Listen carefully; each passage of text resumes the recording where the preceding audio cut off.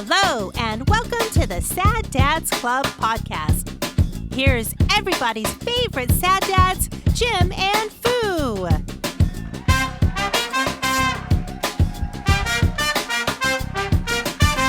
Hey, How's it going? Welcome to the Giggle Fest. we're the Sad Dads Club podcast. I'm not hammered, but still giggly. We just sat here and chuckled about dumb shit for a while. Yeah.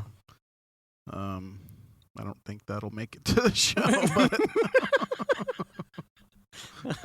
Neither will Ulanzu. I haven't seen him since 1981 when he came to me with a plate full of hamburgers and I had only ordered mimosas. Fuck that guy. yeah. Yeah, it's like, what are you trying to fat me up, boy? Yeah. God damn it. I wanted drink. You're messing up my shway, fucker. Oh, my gosh. Welcome to the show, I'm the Lord Foo. and I'm Jim. It's record day. is. Episode 140. 140. That's twice as many as 70, as far as I remember, Right. from grade school. Right. Yeah. School's almost over for my kids, which is nice because I'm gladly reclaiming that time. Yeah, Mellie's done with her semester. Is she? Uh-huh. Piper's last day actually is tomorrow, and she has two finals, Mm-hmm. one of which is pre-calculus, which she's studying for right now. We've been, like, kind of calling it the semester abroad. Oh, really? I mean, just as a joke. Why? Because she's at home Oh. instead of actually being at school. How's it feel being a foreign exchange student? Yeah. But how close was she to San Diego? Because did you That's see like- the shooting today? Oh, no, that's like 2.5 9 hours. Oh, I was saying 2 hours. 9 people. I think I heard something about it, Uh, but loosely. I mean, I outside. You know, they were that looking for like a bomb or people were something. upset again. 'Cause it was 8, and then it was 9. I think the shooter self-inflicted. God damn. I mean, considering this doesn't happen in the rest of the world, very much, right? Yeah. This is like the only place in the world where this happens all the time. So is there... Yes, What and is... we don't do enough. What? Oh, No, I mean, like, what is it about the American culture that just makes that like a thing? You know what I mean? Like, what? I don't understand. availabilities and audacity of the American way I think it makes it easier to get frustrated Yeah. and then easier to enact your frustrations. That's What- just weird, though. Did you see? Just teeing off that, did you see the tweet that I commented on? It was like a Forbes article About working? Yeah, the survey that Yeah. that people who are working at home. One, the survey was garbage to begin with, but their headline painted it in such a way that it was like, I guarantee you, there is some corporate asshat that's going to take that back to other corporate asshats who are X+1 tiers above people who do shit Yeah. and say, see, this is why we need to reclaim people from telecommuting because blah. The way that was Framed. framed is exactly why people get so frustrated with the work mechanism. It's What was the? Do they know what his motivation was? This guy? no, I don't. I don't know. It's tough. I mean, just the thought process of like, I'm really unhappy, and I'm gonna go load up some guns and make some other people. Well, really and unhappy. there's too, like, the mental health part of it. Yeah. I mean, you can take your shot at any number of things that have happened in the last couple election cycles where there are people clearly preying upon the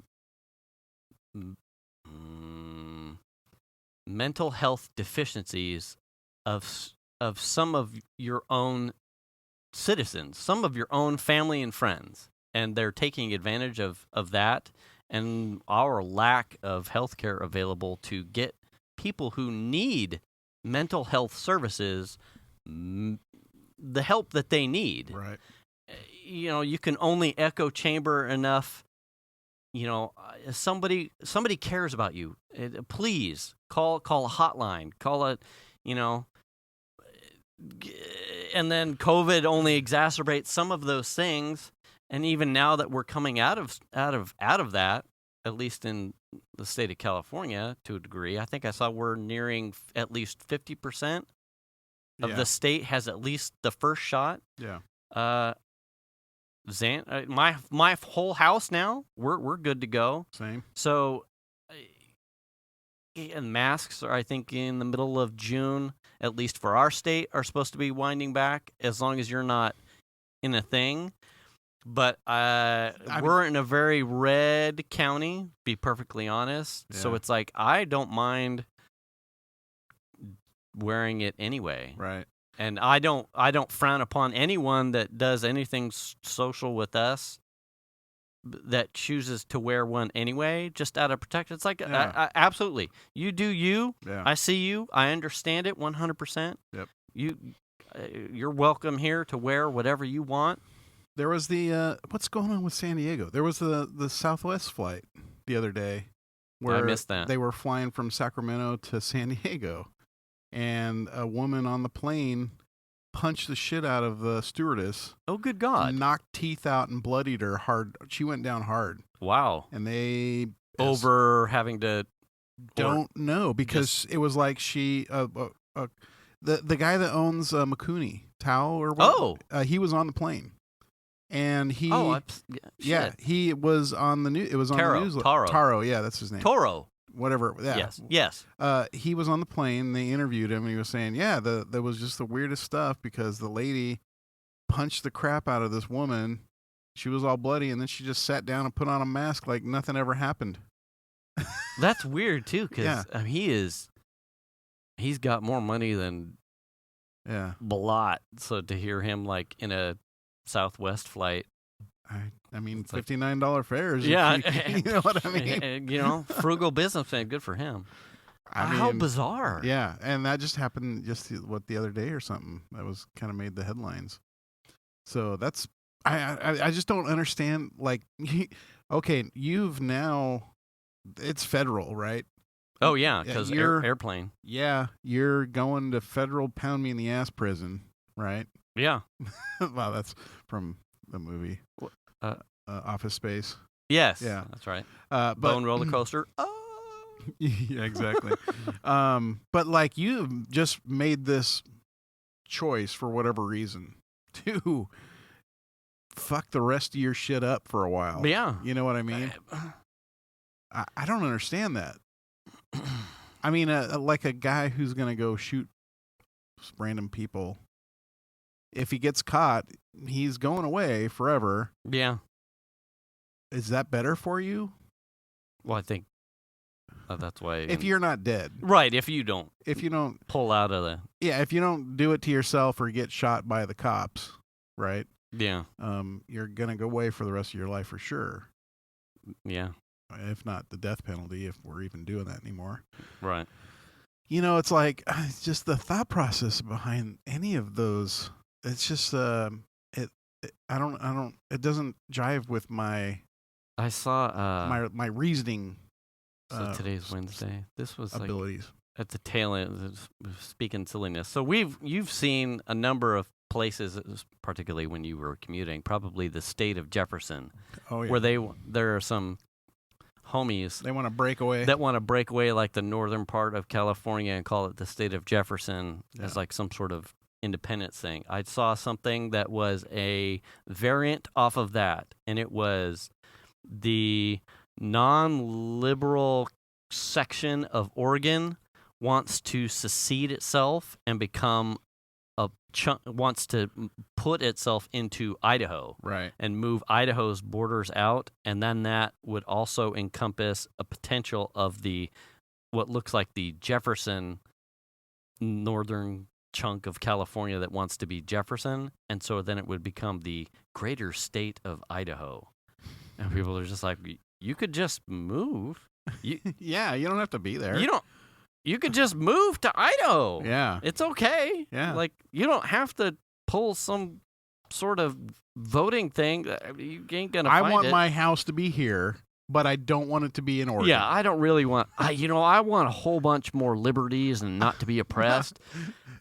I don't really want to put out any self-effort. So if someone could pass a law that just made where I'm at, Idaho, I'd be thankful. My house is in Oregon, and I really identify as Idahoan. Yeah. So... But I don't want to put But I don't want to move there or sell this house because I really I just put new flooring in. Could you just do like a law thing and make me in Idaho? Use like the Photoshop pen tool and just around my house. I saw this guy on a Facebook thing, and he just used paint and made his space into Idaho. Yeah. And he has a P.O. box there. Yeah. And, whatever. Yeah. So it's no big deal. We can do that, right? I mean, it's just so bizarre to me. Yeah. I'm just really unhappy with where I'm at, but I want to stay here. Yeah. I mean, what the fuck are you saying? I'm not happy here, but I love it here, Yeah. So, I mean, I don't want to move, but I don't want to be here. God damn it. I don't have the effort and time, but I'm not done complaining about stuff. Okay. If I had more guns, I'd just go shoot up someplace. But can you move the border instead? I won't go to jail for that, right? Right. I want to keep my water too. It's so bizarre to me. And when I want to use all of California's services, I don't want to be extra taxed because I'm in a different state anymore. I just want to come and go as I please, like I was in California, but in Idaho. Right. It's California, but we're just going to call it Idaho now. Yeah. Good to go. Yeah, we're fine. Right. I mean, can you put on your address like your street number, 123 blah blah street, and then like the name of the town, and then where the state is, you put Idaho parentheses formerly California. Yeah. That reminds me, this goes back months and months ago. I saw it was one of those guys who's like splitting hairs and reading specific stanzas within the Constitution about eminent domain and all these things. Like, well, you can't. He was trying to I think he was being charged with something, and he was in a courthouse, and he was trying to finagle. Yeah, he was trying to get into the courthouse to talk to the judge or talk to the prosecutor about something, and there's a bunch of bailiffs like in his way, and whatever it is, he wasn't being allowed to pass because they were holding another hearing at the time or something, and the guy's throwing out like all of these like legalese buzzwords, and it's as someone who's not a constitutional scholar, you're like, wow, is that a thing? Is that true? And it gets all kinds of cogs working, right. But in the end, it's not gonna happen, dude. Like, oh yeah, I'm a sovereign citizen, and you can't stop me. I need to go this way. This is not even your property. I need to be allowed to pass. Right. Please allow me to pass. And the bailiffs are just like, sir. And he tries to like get the bailiffs in like this gotcha debate conversation about whether or not he's allowed to pass. And he's like, well, I'm going to go through now, and I'm going to talk to the prosecutor. And the bailiffs are like standing there like bulwarks. You ain't getting past. Yeah. And he proceeds to try and get past, and they just flat out fucking tase the dude. And he's like, doing the whole thing, the convulsions. He's like, why are you tasing me? And they're like, sir, you're trespassing. It's just the stupidest thing. Like, what do you expect is going to happen? Okay. I mean, the same thing is the January 6th insurrection. Oh, yeah. Where the guys are like, they storm the Capitol, and they're like, we're in our house. Yeah. Where's my bathroom? You know what I mean? Like, what the fuck are you doing? There are places where you are not allowed to be. Period. Yeah. You know what I mean? Yeah. The only reason why you didn't get shot or tased is because they were woefully understaffed that day for whatever reason. But, it's the same thing. I wasn't really there. I've seen a bunch of like the FBI affidavits and like the charging documents. I wasn't even there. And then like evidence of guy tweeting at some other tweet like, check it out, I'm in the house, I'm shitting on Nancy Pelosi's desk. And it's just like, hey, is this your Twitter account? Yeah, well, maybe. And that's my house. The person that you added right here in your mentions, at Hot Debbie Bang Bang, is that your wife? Yeah. And your geolocation is you inside the Capitol building? Yeah. Is it still your position that you weren't in the cow? I wasn't there. Fuck. Oh my God. Get this dude another jar of paste. Fucking hell. I wonder how many jars of paste some of those guys eat. Just like go to Costco. The guy that had Molotov cocktails and like improvised IEDs in his truck. Yeah. What did you think was going to happen? Yeah. Rolling up to the Capitol with bombs in your truck. Well, there was like I don't remember what came out of it, but there was a dude they were like highly interested in, and there was a guy with a backpack walking around and putting stuff places. Like I think it was improvised explosives. Yeah. Yeah, I mean, what? Yeah. I don't think they've caught that guy. He put... oh, really? I think that he was... Yeah, the pipe bombs in front of the RNC office and the DNC offices. Yeah. I don't think they've caught that guy yet. Yeah, that's scary. In social media, in some of those things, has been like... Oh, yeah. Cut and dry. Oh, dude, fucking selfie on the steps. Like, were you here? I don't know. That's not my... oh yeah, that's me. Is this you with the fucking helmet with the horns? So I deleted that post. How did you get it? Did you hack me? It's Facebook, sir. Oh my God, dude. I mean, it's just like I just don't understand some of the logic that people use for a lot of those kind of things. Right. It just defies logic to me. And I consider myself a very logical person.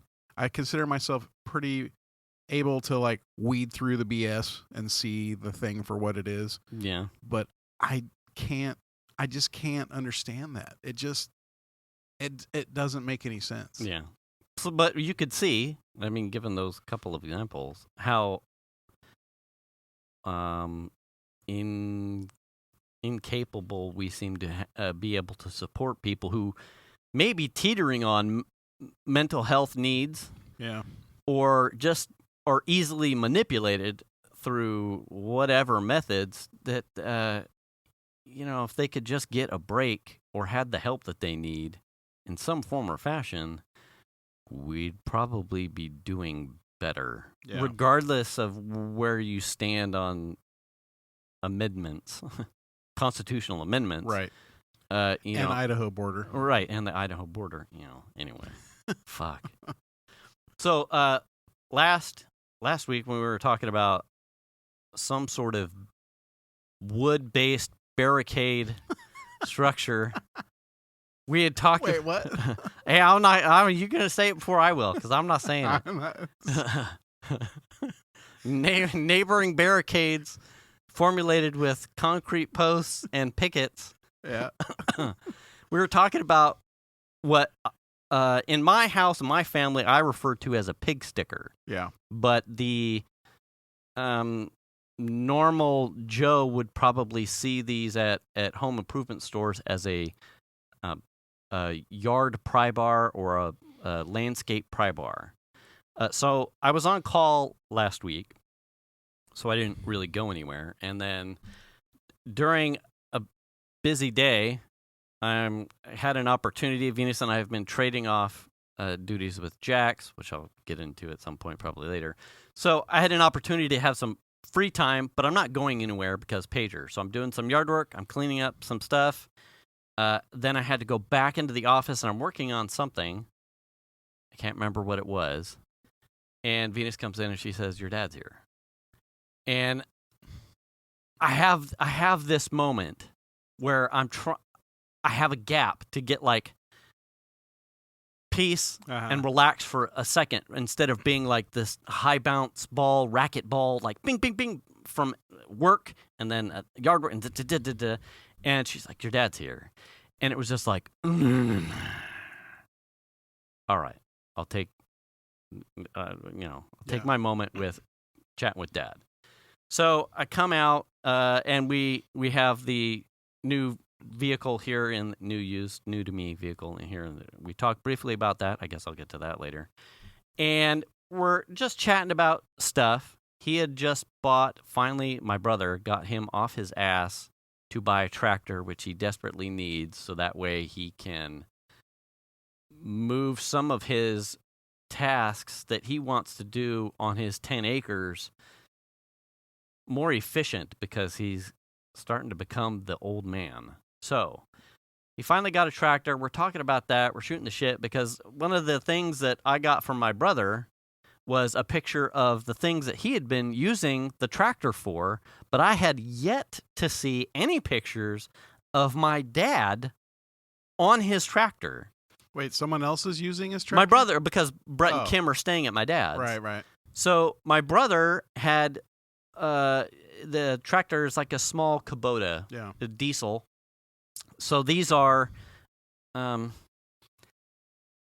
think if you're someone who's seen like the Razor side by sides, it's roughly that size. We're talking bigger than a lawn tractor, but not a bulldozer or some type of thing that you've seen on like a construction site. This is like a small thing that you'll see at like county fairs or state fairs. These are non-commercial size things.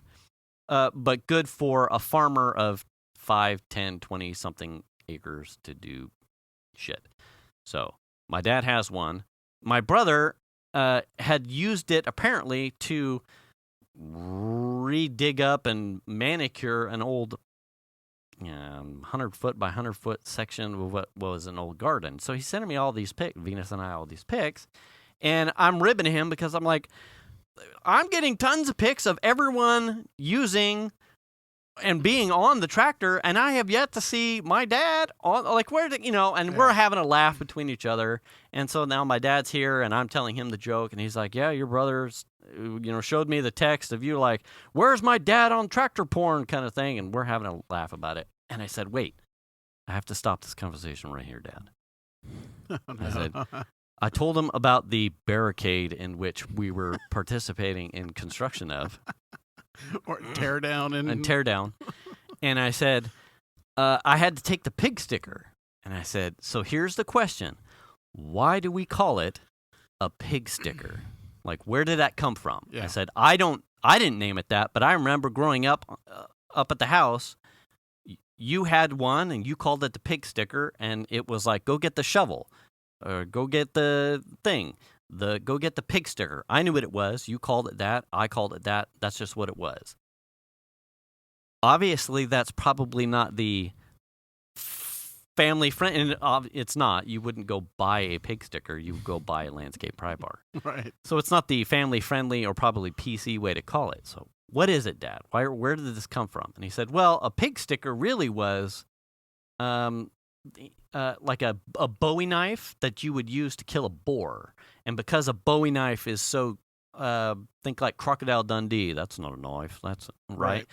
A huge, audaciously large knife was something that you would use to kill a wild boar or some sort of large animal. The only thing that would stop it is this huge, grotesquely oversized thing. Whatever that is a pig sticker. So just a big giant thing. A big giant steel metal thing is the only thing that would stop this. So that's its nomenclature, where it comes from. Its name heritage. I mean, it could just be like a Ford pickup rear axle. Right. If you could take a bumper or something off and then kill an animal with it, it would be a pig sticker. You would not call a toothpick a pig sticker. It's too small. Right. If you actually were in danger and you used a shovel to kill a pig, it would be a pig sticker. It would be. A sledgehammer is probably a pig hammer. I don't know. Pig stomper?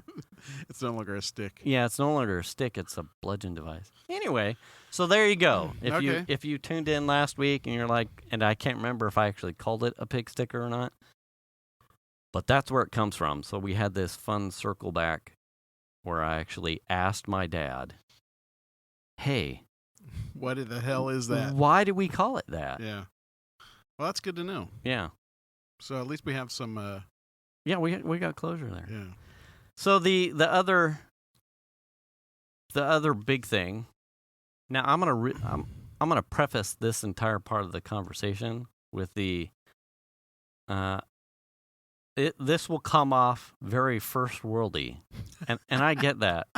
Almost 1%ery? Yeah, because it's these are the only kind of problems that someone of means would have. But we had been looking for, obviously, Piper, happy birthday, Piper, hashtag, you just passed. Piper just turned 17. She got her license. She passed. As COVID has wound down, vaccines, her friends get vaccines, as things start to open up, we had realized we were approaching this nexus where we probably needed another vehicle. Everybody gets there. Right. Yeah. Now, you and I come from a place of probably lower to middle income where we needed to fund or find a way to make our cars happen to agree. I got help with mine, but a lot of the bills that came from the cars that I ended up getting, I had to put a whole bunch of my own effort and money into. I actually got kind of lucky. Did you? Yeah. Sort of. Sort of? So, it's one of those things where it's like, what do you buy for a kid? A new driver. Right. You probably have limited funds, that kind of thing. Right. So in our case, in my brother and my case, because we were a year apart, my parents purchased 2 brand new cars for us. Wow. But they were Hyundai Excels. I think, okay. The original Hyundais. Those were pieces of shit. Bingo. So they were brand new cars with a warranty, though. That was the thing. There and I think they were only like $6,000 or $7,000 brand new. They were cheap. Yeah. Because Sean's was 87 and mine was an 88. Okay. So they just bought 2 cheap cars that had a warranty, which worked out really well because we broke shit on them all the time. Right. So it ended up being good from that regard. Okay. And then they just helped out. They made the payments. When we sold the car, we used the money from the car to pay the car off. Okay, there you go. And then my parents let us keep the rest of the money, which wasn't that much. Okay. So yeah, I mean, we definitely had help. Yeah, yeah. For sure. And my first car was a Mustang, and that was like a graduation gift. Yeah. And then that had lots of problems electrically. That at the time, being young pup, I had no time or intelligence and mechanic know-how to fix those things in a car that old. And so I got help on my second car, which was a Pontiac Fiero. So I got help too. So we're same page. Yeah. You know, there was some. So, but ideally, as a parent, my goal is to, I want you to have an understanding of the burden that comes with some of these high value items. Right. So that it's not, she's not a princess. But she's, she needs to understand that these things don't come free either. They're expensive. Right. You have to maintain them. You have to feed a car money, essentially. Right. Yeah. Yeah. So as parents, Venus and I were in this place where we realized, one, the Explorer is, modern times, it's pressing at its trim level and all of the things that's in it. It's a $45,000+ vehicle. Right. The RS is the same way, plus it's a manual transmission. Yeah. We have 2 cars. So the errands and things and daily stuff that Venus does are almost exclusive to her needing the Explorer size vehicle, not the RS. And given the values of the two cars, it didn't necessarily make sense to have Piper's first car experience in cars of that value, because if something, pray, heaven forbid, something were to happen to her or she makes a mistake in those cars, it's going to hurt. Right. It'd hurt. Now we could extrapolate whether or not a third car and those costs would equal out. I don't know, but so the position we were in was we kind of had this checklist of things. We wanted something of age but simplicity, that if something went wrong, it wouldn't be an arm and a leg to repair. Something of age and simplicity that if it got dinked, dented, or something went sideways cosmetically, 0 fucks would be given because it's okay. It's not a Cadillac, right? It's not an RS, it's not an Explorer, right? And it's not a Corvette or something where you have to be like, this is pristine, It's funny that you mentioned that because Melanie won't drive my car. Period. Like, I have offered her many times. Yeah. Just take the Cadillac. No. Yeah. And we'll get there. So yeah. So Piper learned on the Explorer. So neither Venus and I have any apprehension of her driving the Explorer as needed, but as this is my independence vehicle. I'm going to go out and hang out and do things on my speed and my time. Didn't really fit the bill. She did not learn on the manual, and I think it was overly apprehensive. I think we've talked a couple times about, even though when I took her out to drive in the RS and said, don't worry about it. The clutch and I'll whatnot. probably need a new clutch anyway. Yeah, it's all right. Yeah, the way I drive, we're fine. I could not convince her. The same with you and Millie and the caddy. I could not convince her, even with me telling her point blank, it's okay. Right. We're only here because I have accepted that it's okay. Right. It's okay. She would not. And I don't want her to be apprehensive in driving. Already is an apprehensive thing. So if you've got anxiety about ruining Dad's car or causing damage to my car, that's unnecessary BS on top of unnecessary BS. Well, and that combine that with the difficulty of driving stick for a new driver. Right. So Yeah. So there's that. Yeah. So there were a bunch of checklists. We had really wanted from our list early on in our shows, an old CJ was like at the top of our list. Right. Like this, it's all fucking tires at 4 corners, so it would be really hard to dent something. If we got an era that there's like a party of engines or something right in front of the driveway. I just remote started all the cars. Okay, cool. If we got an early enough one at a bargain, it would be no smog. Mechanically, they're super simple. There's a huge community of people, so trying to like fix something and find a solution, dime a dozen parts, super affordable. So that was at the top of the list. The problem is that era of Jeep has started to become like most other things of that age bracket, specifically in the state of California, that's smog exempt. Yeah. They're priced outside the range because it was a classic car. Well, Jeep in general, the pricing of used Jeeps in general are right. So we had this list of check boxes that we were like, this would be that third car that we could toss to her, and manual. I wanted her, whatever this car was, I really wanted it to be a manual because I felt like it's something that if it was easily fixable, there's no better place to learn a manual on, especially if it's your first car. Learn this now that you've got your license. Learn on this. If you break something, it's fixable. These experiences will translate to an automatic transmission. And since you won't learn on my manual, blank. Jeep's manual are more manual than automatic transmissions anyway. Anyway, that was our list. We could not find anything in the price bracket because they were starting to get priced like classic cars. Well, that and the used car market is insane right now. And used. Yeah.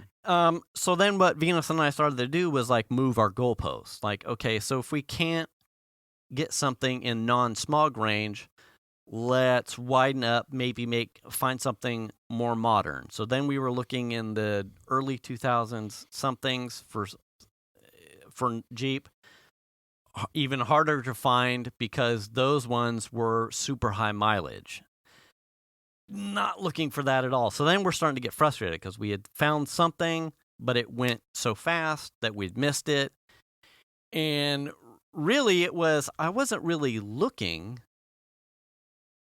but I was looking. I wasn't like, oh, if we found something, I would still probably sit on my hands for like, and then I'd be sad that it sold. Well, that kind of thing ended up happening. It was like, this thing checks like all of the Goldilocks boxes. It's a little bit higher than the price range. We should go get it. I like it too. We should do that. Let's do it. 2 days later, it was gone. Yeah. And it was like, wow, we missed the boat. Yeah. And now as we approached Memorial Day weekend, depending on when you're listening to this, it was her school is winding down. So she's looking to start getting into summer stuff. We wanted her to be able to have something. And now we're almost bookended into a time bracket that we hadn't really given consideration to. It's like, well, if we found a Jeep that needed work, but only because it was in our price range, I don't want to be fixing it every available weekend that I don't have so that she would have her independence. Yeah, there's a fine line there. Right. So yeah, I could have probably found something. Because that's the thing, right? At some point, the age and vintage of the vehicle becomes a problem for reliability. Right. Absolutely. And it was like, I could find something at a fraction of the cost that would probably take $5,000 in fixes, but it would take 6 months of my time to get there. Well, now we're completely out of the opportunity that the vehicle was intended for. And that is, it's her first summer outside of COVID. Everyone in our house has done above and beyond all of the sacrifices. Right. Right. And it was like, you're 17, you're going into senior year, here's something, and it can't be stuck here up on blocks while Daddy tries to find time to fix it. Right. But congratulations, we only paid $5,000 for it and saved X amount of. Well, that unchecks a whole bunch of other boxes. Right. So it needs to be something that's not a headache for you, for sure. Right. So then Venus goes, well, we need to move outside. What if it's not a Jeep? So my immediate plan B was roadsters. Was if I could find an S2000. Oh gosh. Right. Yeah. A Miata, a Z3, or a convertible 350 or 370 that was under 20. Well, right out of the gate, I'm going to say, if you want something that's easy to work on, probably not the Z3. Right. But I tried, it's in that wheelhouse. I tried to not pigeon myself into what ended up getting. Right. The Z3s, there was nothing. Yeah. I couldn't find anything. Oh, the wow. S2000s, while I did find a couple, they were 25 and plus because that is nuance plus high mileage. I'm like, and that's the other thing too, is finding an S2000 that someone hasn't modded the shit out of. That too. That's a problem. It's like, well, I don't want something slammed. The 350s and 370s, I found a couple, and they were there, but I was a little apprehensive of those because that's slightly more sports car. Tuner time. Yeah, and I was worried that that would be more me because Z and a little less her. Yeah. What I ended up finding was the MX-5s, the Miatas. Yeah. And I got tons of opportunities there, and it checks all of the boxes. Now, if you're someone that doesn't know what an MX-5 or a Miata is, and you like Disney, Mater's girlfriend is a Miata in the Cars. Yeah, the Cars. If you're a driving enthusiast, you would probably know this as one of the most popular or number one race cars of all time so far. Because they got a price point and a performance that... So there are, yeah, exactly. Yeah. They are essentially the Jeeps of roadsters. Yeah. They huge community, super affordable to a degree. And there are multiple trims and options and iterations that allow you to here. It's a small motor, rear-wheel drive, hard top or soft top options. And it seems like if you're going to have to do a clutch, a lot easier to do that in a rear-wheel drive. Right. Everything about those cars is it's readily available as far as access and simplicity. The motor, at least so I got a 2012 Grand Touring power retractable hardtop, so not the soft top. I didn't want something with the soft top because I'm always fearful of the dudes with the knives or the fucking that want to just hate your top. Well, and that I think when with a soft top, like when you want the top up, you want a little bit of quiet and protection to a certain extent. Soft tops are very noisy. Yeah, very noisy. Anyway, so 2012. It's a 2-liter 4-cylinder, naturally aspirated. There's no turbos, no bang bangs. Rear-wheel drive, power hardtop. Run high 20s, low 30s gas mileage. So that was a checkbox, like something that's not chic, affordable gas mileage. As if she has something that she's also probably going to inherit as her true first vehicle. So this was also something that checked a box that Venus and I can then tow behind some... Oh, we lost a battery. Oh. You're dark now. Okay. Hit your light right there. That Venus and I can leverage as a funsies. Hit that one. Right. That one. There you go. Close enough. It'll do. That Venus and I can use as a recreational thing that if we got something to tow or later on down the road, we would have something. It's an option for us. We have no intention of selling it. And Xander's not too far behind Piper. This is something that Xander can also... It's here. It's a spare thing. You can learn on this. Manual transmission. You're good to go. Right. So, whole bunch of boxes.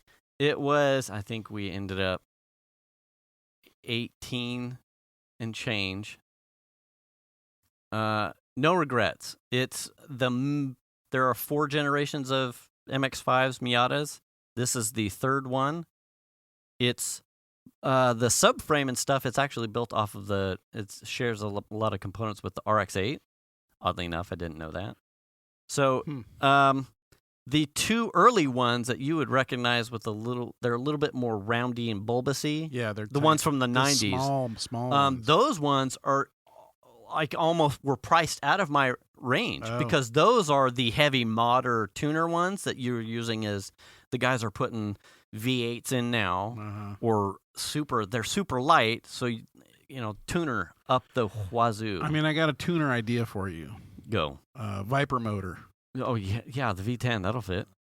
Somebody did it. Really? Yeah, there was a video. Does it have a firewall at all? I believe so. I don't remember the details of it, but the dude just shredded tires in it. Oh, yeah. I believe so. Yeah. So it didn't completely fit under the hood. They had to cut the hood for the air intake. Yeah. Yeah. It just like a big hood scoop coming out of it? It was just like a big cone like thing sticking up out of the front of the hood. God. Yeah. Anyway, so that's what we ended up getting. That's a nice little car. It is.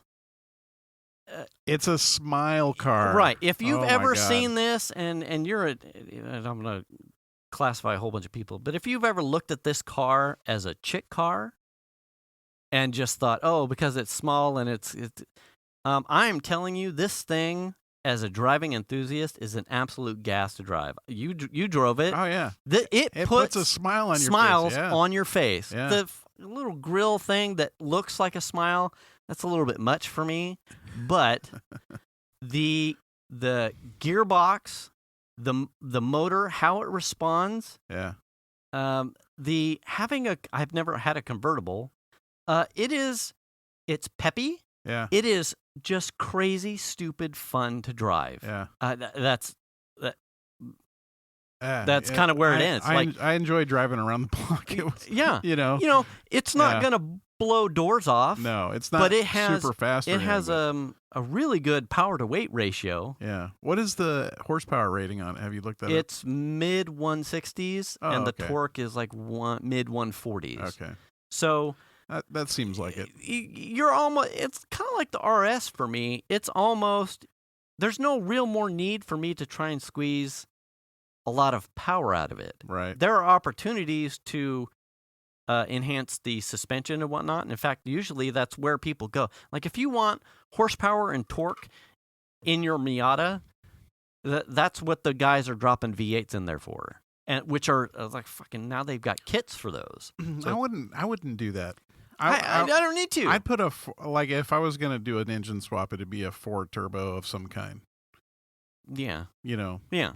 And not on that motor. Probably it would be a different motor. But and if I want that kind of thing, that's what convertible Zs and that car is like right sized with the motor power plant that it has. Yeah. It's super fucking fun. Yeah. It's super fun. The gearbox, super reliable. The 6-speed gearbox,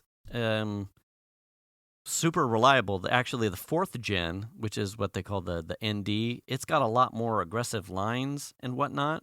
The transmission that's in those actually had problems, and it shares a chassis with the Fiat 134. It's like the BRZ and FRS. Okay. The ND Miata is actually a Fiat 1 something. Yeah. The Fiats use the 6-speed transmission of the NC Miata. Tough as nails, the motor's tough as nails. So it's almost like that perfect spot. One of those car shows we drove those Fiats. Really? Yeah. Yeah, those are interesting little cars. Yeah. Zip, zip. Yeah. So anyway, a lot like that car, just they feel a little bit bigger in size than the Miata. But man, that's a neat little car. It's got cool wheels on it. When we drove it home, and Piper was up late studying for some AP exam. She was doing the nuh-uh. Like when she came out to look at it. Yeah, really? Like, get in the car, let's go. You didn't buy that. Yeah, we fucking did. Really? Yeah. Well, I'm like, but you're going to have to learn how to drive a manual. Yeah. Because that's what it is. Yeah. So I'm excited because it's fun. And it's not too much. It's not like, I mean, if it was a Z, it'd be a money pit for me. I'd be like, well, here we go. You already have one of those. Yeah, right. Here we go. And that was it, too. I'm like, if I wanted a classic car to do super mod stuff, too, I have the 240. Yeah. So I needed to stop looking at something that was, I can't wait to get this back in my hands so I can go full tilt boogie on it. The Miata in the form factor that it's in has almost like a ceiling in which if you start like trying to throw money at it to do performance stuff, there's like a very low ceiling for diminishing returns. It's like, what if you throw $5,000 into this, you've maxed out the capacity of the car itself a long time ago. Yeah, kind of thing. Because they're tiny. Yeah, they're so small, super tiny. Yeah, that's a fun little car. We were excited. Yeah, I can't wait to see you start doing some little things here and there. But yeah, that's fun. I'm proud of you, man. Hey, man. You did a good job. Oh, so the car experience, because I had alluded to this at the tail end of the last show. Yeah. So that's where we were when I had mentioned we were on the car lot. Guy comes and basically says, I have to go take your car to get gas because they don't know. No one here knows how to drive a manual transmission. That is ridiculous. The salesperson, I can't remember if I talked about this. What dealer was it? Folsom Lake Chrysler Dodge Jeep. Do they even have any? I would imagine that some of the Jeeps are manual. They do not order because the guy who was our finance guy, I can't remember how much of this I told last show. Our finance guy was actually they don't order them to put them on the lot. Right. They only order them if people want them. Right. So the guy who was a finance guy was like the co-branch or inventory manager, doubling because the finance guy was on PTO or something. And he said, they don't book manual transmissions for order stuff for the inventory because people aren't buying the manual transmission ones. And the only instances where they have populated the lot with manuals are for the Jeeps, because people will special order the Jeep with a manual because they're, this is how a Jeep is supposed to be. Guys who are going to take it and rock crawl with it anyway, only want the manuals to begin with. So he's like, it's almost a lost thing, and we talked about that in our conversation in Discord, where we were talking about generally everything's going. The new automatic transmissions with dual clutches are awesome. They're amazing, and they're starting to get a little bit more durable, which is all good things for consumers. Except not regular geared transmissions. The what's the other automatic transmissions? I can't think of what they're called. The rubber band ones. Oh, what are those? Shit, I'm drawing a blank. Those aren't that durable. Right. Yeah. Those actually, I've seen a lot of tear down videos of those transmissions, how they break. They're interesting how they're made. Yeah. But they're not very durable. Yeah. That's is that you? Yeah. Oh, you're getting blowed up, dog. Yeah.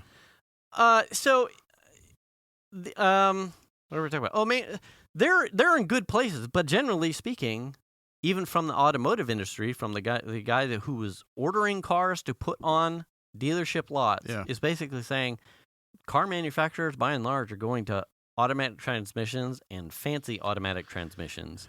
That's where we're going. Reading on Jalopnik, I remember just like a week or two ago, I don't remember what car company it was, but they were like, such and such car company said they're giving up on manuals even though they said they wouldn't.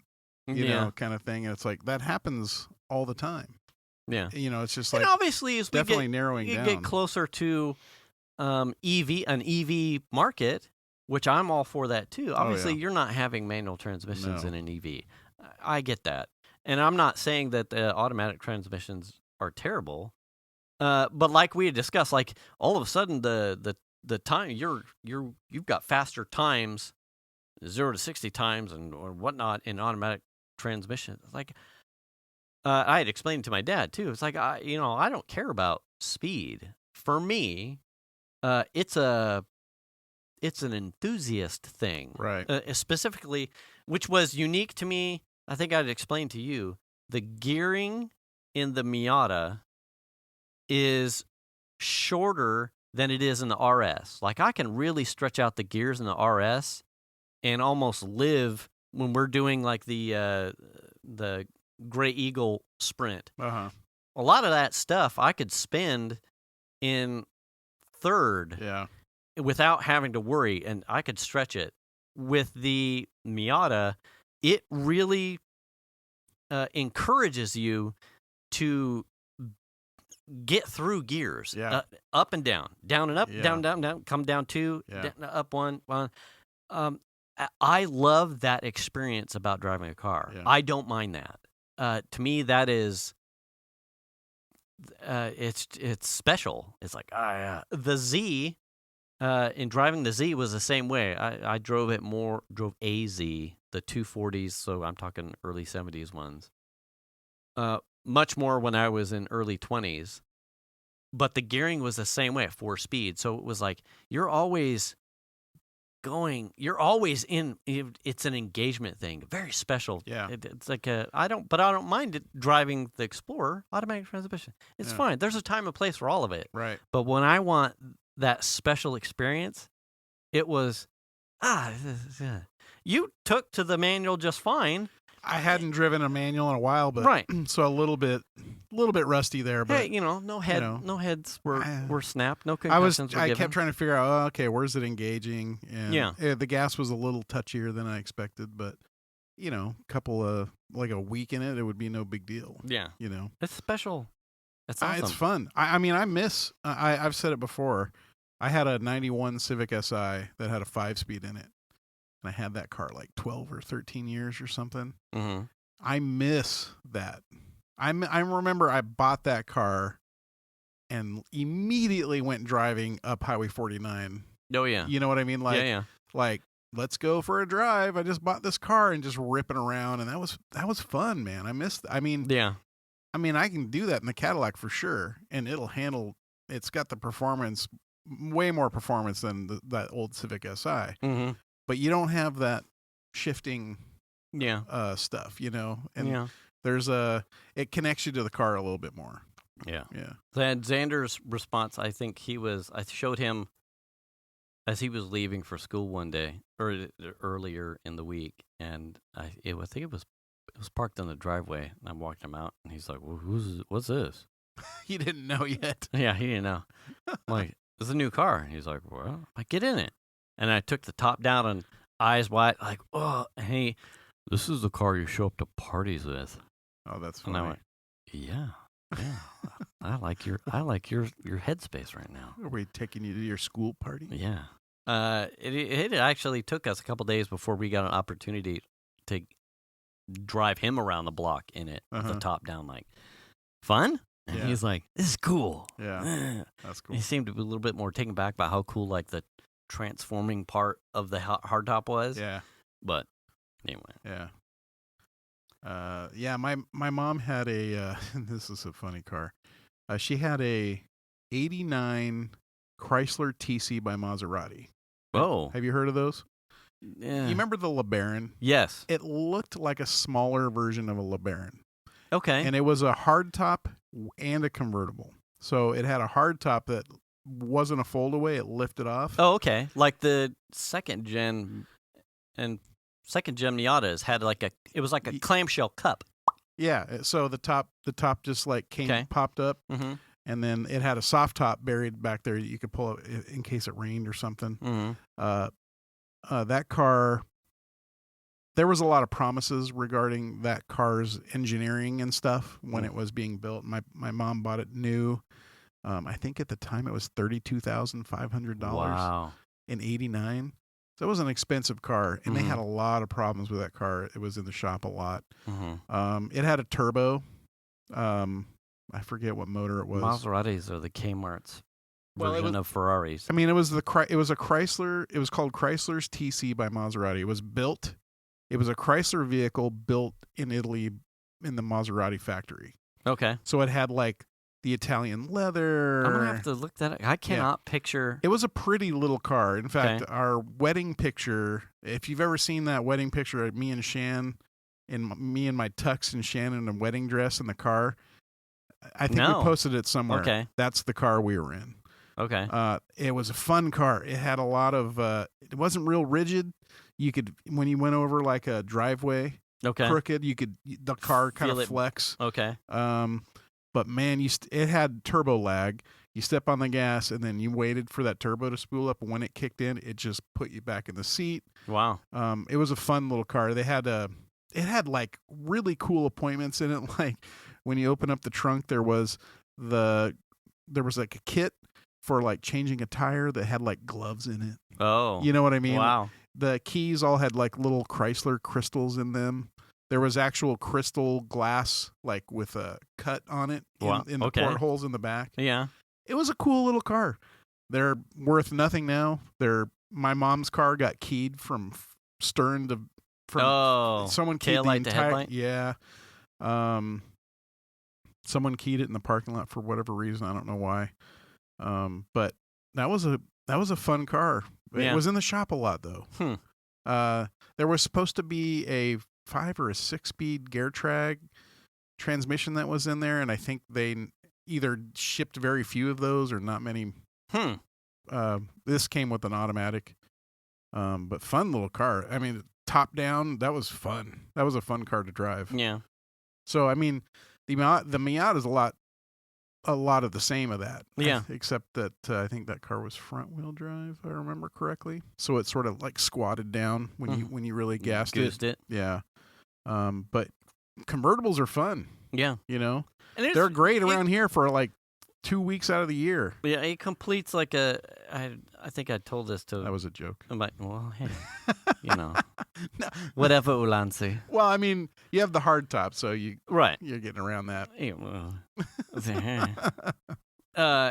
it completed like I think I was telling Dad, because it doesn't have Miata on it anywhere. Right. But I think you and I know it only as a Miata, but they had changed the badging to MX-5. I think everywhere else in the world it's an MX-5. Right. And then here in the States it was Miata. So when my dad was here and he's looking at it and I'm telling him about it and he's like, it's a Miata though, right? I went, yeah, Dad, it's a Miata. And I had said, in the 90s, my mom had injured herself, oddly enough, slipped on stairs at a Wells Fargo branch. And she had, full circle on that one too. She had won some, workers' comp lawsuit, whatever. And she went to go buy a new car. And the story was that she wanted to buy a Miata, so the original first-gen Miata. But her external activities... she didn't want that kind of car left with us kids to drive, so she ended up buying a Pontiac Grand Am, which us kids drove the shit out of anyway, but didn't have probably nearly as much fun. So I had realized I had closed a loop, like, this is the fucking Miata that I probably should have had years ago anyway. Yeah. So here, and then he's like, oh yeah, your mom really wanted that, but didn't want you kids driving it, so yeah, she got the Grand Am. And I went, yeah, well, fuck that. I bought my own, damn it. The Grand Am is not equal to a Miata. No, not even close. I drove the fucking wheels off that thing. Yeah. Can you imagine in a 4-door floaty sedan, me doing the Combi to Elster's run? Oh, God. Oh, I pushed that bitch. I mean, it's like what you're talking about is there's definitely a transition from like getting your license and then kind of borrowing mom and dad's cars. Yeah. In your case, it would have just been one car until you could have figured out how to get her to drive the RS. Right. So it's like, you got to borrow mom and dad's cars. And I remember we went through this. There's growing pains, right? Oh, yeah, absolutely. Chandler got his license. It was like he's borrowing the CRV or the whatever. And then you sort of cringe about, oh, man, is it going to come back in one piece? You know what I mean? Yeah. Especially with a boy, Chandler being who he is. Yeah. Like, you never knew what he was going to do. Yeah. So it's just like you have to go the next thing and be like, all right, you need your own fucking car that you can just screw up. You know what I mean? Or that's available to you. Right. That you can screw up and it's not going to be my shit that I'm going to be pissed about or upset about. I mean, it's a car, but at the same time, it's also my car. Right. I take care of it. Like, I don't want you taking it out and fucking it up. Right. Yeah. I mean, I totally get that. It's definitely like, you're that transition-y sort of, you've kind of leaped that transition. Right. Essentially. Although, until she knows how to drive stick, she's still going to have to borrow the Explorer. Right. Yeah, or get a ride from someone. I mean, if she wants, I think that's almost like a goosing, like here's the deep end. Yeah. It's like your ability to find your independence and do what you want without getting a ride from someone is still going to be limited by the need to borrow mom's car. Right. If your mom is busy, you're getting a ride. Yeah. Or not. And so your free time needs to be baked into, if you want to reclaim that opportunity, you're putting some time into the manual. Yeah, I mean, I think that kind of the way that we look, first of all, our cars were automatic at the time, so it was like, okay, you can take one car. We've got the other car if we need to go somewhere. Right. You know, if mom needs to drive or I need to go somewhere, it's like that car's there. Someone's going to get stranded if they have to stay home or if they don't want to go. Right. You know, but it is. It's kind of, it is what it is. Right. But yeah, there's definitely that transition as a parent, as a dad. Yeah. You know, I mean, in the last couple of shows, we've kind of like, at least I've tap danced around like the, you know, I want to do some things, but it's like it's another loan. It's a purchase. Right. It's money out of pocket.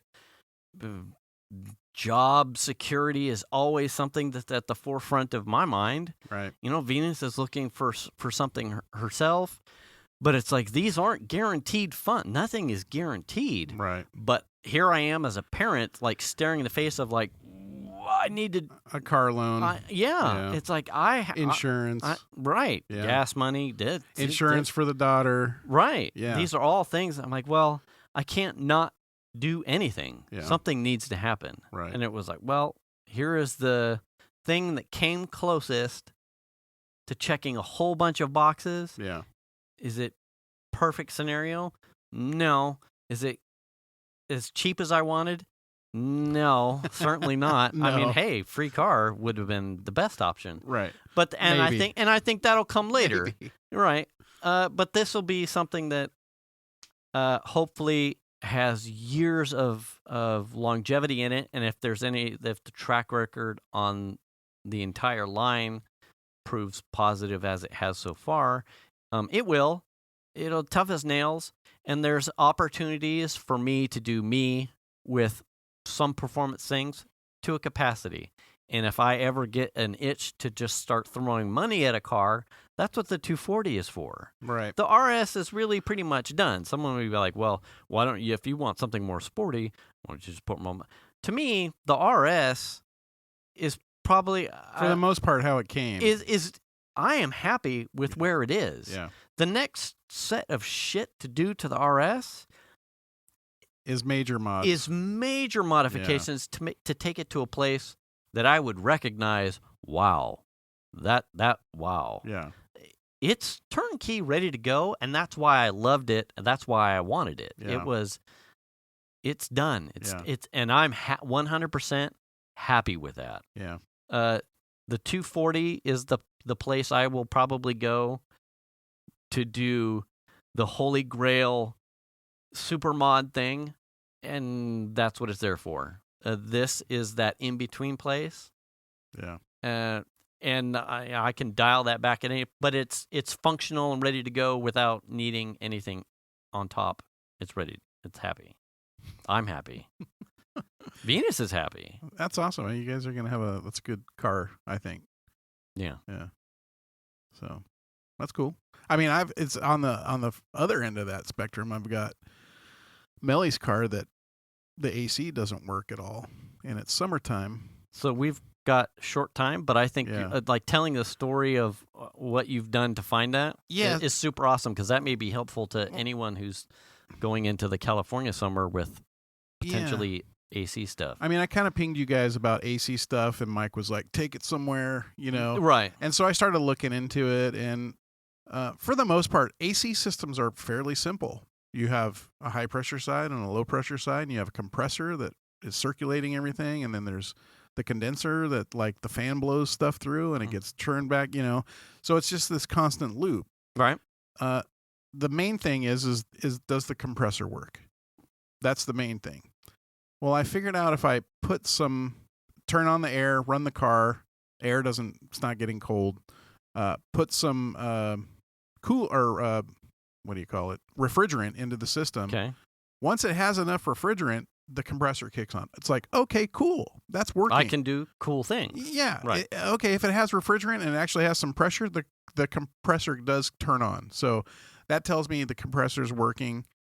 Now it's like, okay, there's no pressure in the system. It's leaking out somewhere. Where is it leaking out? Okay, right. How do I do that? Do a little research, find out that, you can buy dye and put dye into the system, and this is how you do it. Fucking YouTube is amazing. Yeah. So I bought under $100 worth of tools that I can use for anything now, which is awesome. Right. Which is basically like a gauge set, which hooks up to the high and low pressure and reads the pressure of the system, and then has a third thing that you can put stuff into, and then you put dye into the third thing with some refrigerant to get it cycling through the system. Okay. Shut the car down, get the black light out, and figure out where the dye is coming out of all the hoses somewhere. Yeah. And it was bubbling out of the top of the compressor. I mean, it was just coming out. It was crazy. So I pretty much know there's nothing left in that system. Whatever I put in yesterday is completely gone. It's already leaked out. When you had sent the picture, because you had mentioned how you were going to try and test for leaks. Yeah. And obviously the worst case scenario I would understand is if there happened to be a leak that was in the dash somewhere. That was my worst nightmare, is right. that was going to be the case. So the dye and the UV light, the black light, it was like, A, trick. B, would be really hard if you didn't see anything in the engine bay, and it turns out it would have been in the engine compartment or the cab. Yeah. Which would have been difficult. Right. So, but the idea of using iridescent dye and black light to find it, like, wow. It's brilliant, right? What a smart-ass idea. Yeah. And then you sent the picture last night, and I went, God damn, that's tricky. That's awesome as fuck. That was super cool. I'm like, well, I don't want to hope a refrigerant leak on any of my cars, but knowing that that's actually a DIY garage mechanic option. Yeah, because what's cool about this is that where there's fittings that hoses that have fittings that attach to the compressor, and that's where it's leaking, is where these two hoses come in. Well, those two hoses have basically O-rings on the connector. Okay. Those O-rings just get old and they stop sealing because they get hard and brittle and they don't seal anymore. Like most rubber parts. So what's the age of her car? It's a 09. Okay, so it's about would that have time. been. Yeah. It's about that time. I went to Subaru today and I bought both of the O-rings for the input and the output side of the compressor. So they had them in stock? Oh, yeah, because this is a common thing. Oh, okay. $3.50. Ah, that's awesome. $3.50. Of course, we're talking about. You bought the hardware and tools. Yeah, so I have a vacuum pump coming because you need to bleed the system of air and moisture. Okay. So you put a vacuum pump on the system and let it pump for like an hour, 45 minutes or so, and then that draws a vacuum on the AC system. Okay. To basically get rid of the air and any contaminants and moisture. Especially moisture is really bad for the system. So that'll get rid of all the moisture. Then once you've done that, then you're okay. And you've repaired now the two O-rings. Okay. Now you put pressure on it, and then you let the gauges sit. Okay, with the pressure in so you've got a vacuum in the system. Mm-hmm. You let the gauges be at negative, and you just watch them for like an hour. Do they move up? Right. If they move up, you still have a leak somewhere else. Mm-hmm. So that we're hoping that doesn't happen. If they don't move, if they stay where they're at, now your system is pressurized. It's not sucking air back into it. Mm-hmm. You're good to put coolant or refrigerant back into it. Now you load it up with refrigerant and your air works. It's amazing. It's so simple. I always thought they were super complicated. It's not really that complicated. So what would you think as a DIYer? Yeah. What do you think your cost has been to get you to the place where you are now? So the gauges were on Amazon like $36. Okay. And then the vacuum pump was 60. Okay. 60 something, so about $90. The dye? The dye was nominal for $4 or $5, something like that on Amazon. The O-rings were $3. Yeah. And that's it. And and the refrigerant. Refrigerant. So I bought a cheap can of refrigerant at Harbor Freight was $7. They charge $10 for a return, so you return the can. Mm-hmm. So that can was $6.95 or something like that. That's the can that I let leak out. That was the cheap can. Mm-hmm. Once we know that it'll hold, I have 2 of the better refrigerant cans that were like $14 a piece, and you won't even use both of them. You'll use most of one, all of one, and some or most of the other. And those were so about $30 ish. Okay. So not that much. And if you take it to a shop, you're talking $110, $115, $120 an hour. Right. For somebody else to do that's this just stuff. That would be just the labor in none of the parts. Right. And then to fix it. Yeah. Yeah. You've spent probably what would be a shop's labor in parts. An hour of shop's labor to identify tools. And tools and the parts to fix it. Yeah. In the same cost. Yeah. So that is, I mean, honestly, I watched some videos on it and I was like, that is not that. It's like demystifying what an air conditioning system does and how it works. It's like, oh, that's it. Mm-hmm. Okay, fine. Let's start. Right. I was in my, and I'll be honest. You can spend way more money on tools. Obviously, you got a lucky draw in that it was inside the engine. Right. But I'm perfectly honest. I was with Mike. I'm like, if that's a leak somewhere, you take it to a shop, get it diagnosed. Right. So I was in the take it to a shop camp. Well, I was. So it's awesome. I've pulled something, like there's a trickle out too. It's like, oh, my gut was, that's above my pay grade. Take it to a shop. Yeah. Well, you're talking about a modern car with a modern car system, and really air conditioning systems aren't really that. They're not really that complicated. If you understand the basics of how they work, it's a closed system. This refrigerant gets cycled around and around and around. Once there's a leak, it leaks out, and then your AC doesn't work anymore. Mm-hmm. You know what I mean? It's a super simple thing. Right. But them's hoses, man. But these little rubber O-rings that just fit around the end of the nozzle, and you put them on, and you put a little bit of the compressor oil on them and seat them, and then that should. So you lube up the tip and push it through the O-ring. Yeah, I mean it's just like. All right. It's just like when you had kids. Yeah. You know. Yeah. But yeah, it's like I'm like kind of like I'm really hoping that's it. Like, I mean, it was a significant leak, so I'm pretty sure that's gonna be our fault. Not our fault, but our faulty place spot. But if I can do this, anyone can do it. Yeah. And if you need air conditioning troubleshooting things, just send us an email. Just roll it up in my driveway. Yeah. Hey, Yeah, it was fun to kind of see how that all worked. Put the dye in it. Like I said, the picture was cool as shit. I'm like showing Venus, and she probably has zero fucks to give about. I'm like, look how cool this is. He was tracing down a leak, and you could see with the black light, it looks like Chandler's pillow. And after a weekend all by himself. Yeah. Watching hentai. She's like this. Oh. I don't know what that means. What's air conditioning? Who does hentai? I just turned the fan on. What? What's hentai? Huh? Thought that your son knows what hentai is. Go ask him. And watch his face turn red. Yeah. Anyway, we'll have more to say about this next week, I'm sure. Oh, yeah. Because I'll be working on it. Yeah. Yeah. So. And 3-day weekend. So hopefully you have an opportunity to unwind. And even if you don't, you should wash your hands. You should wear your mask. Wash your ass. Return the cart. Get the shot. And do the kindness. And we'll catch you next week. Thanks for listening, everybody. All right, bye.